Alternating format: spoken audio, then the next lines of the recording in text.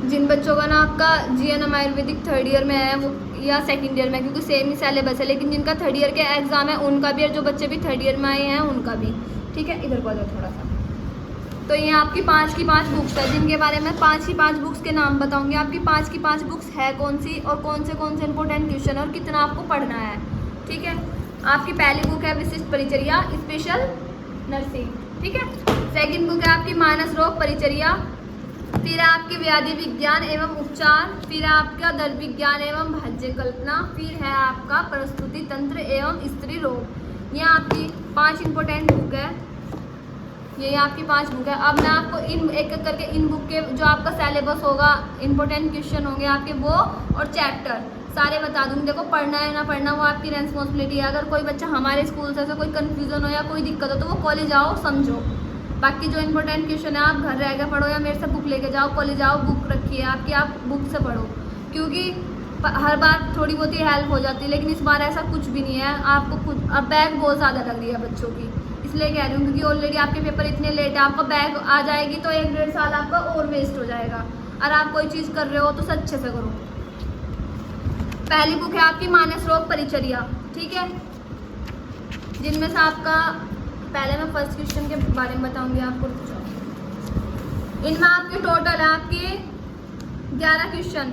First है आपका मन, सेकंड है आपका सत्व, थर्ड चैप्टर आपका आयुर्वेदिक मानस विकार, फोर्थ चैप्टर आपका आधुनिक मनोविज्ञान, फिफ्थ चैप्टर आपका चेतना और व्यक्तित्व, सिक्स चैप्टर आपका आधुनिक मनोविकार, सेवन चैप्टर आपका वार्ड प्रबंधन एवं निरीक्षण, 8 चैप्टर आपका चिकित्सालय प्रणाली कार्य प्रणाली, 9th आपका परिचर्या का इतिहास, 10th चैप्टर आपका व्यवसायिक परिचर्या, 11th आपका मुख्य परिचर्या के संगठन।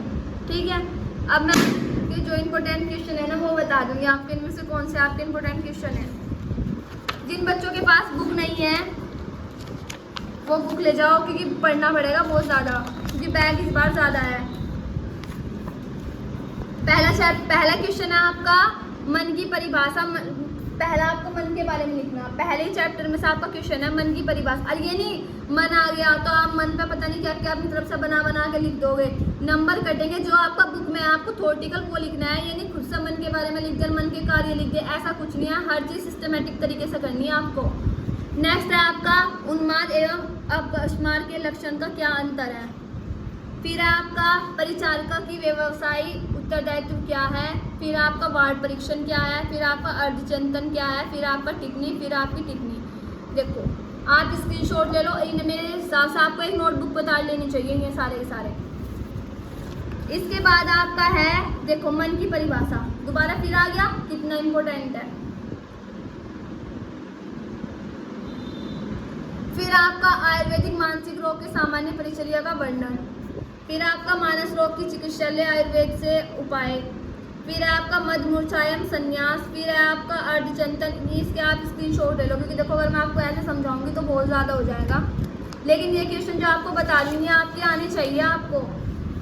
मन, फिर आ गया मानसिक रोग, फिर आ गया आधुनिक विज्ञान, फिर आ गया 3 अर्थवाद, फिर आ गया 4 क्वेश्चन फिर से रिपीट हो गए।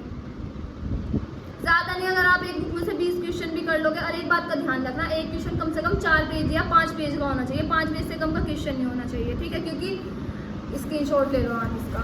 नेक्स्ट आपका मानसिक, फिर आ गया आयुर्वेद, फिर आ गया मानसिक रोग, फिर आ गया परिचारिका, फिर आ गया चेतना, फिर आ गया।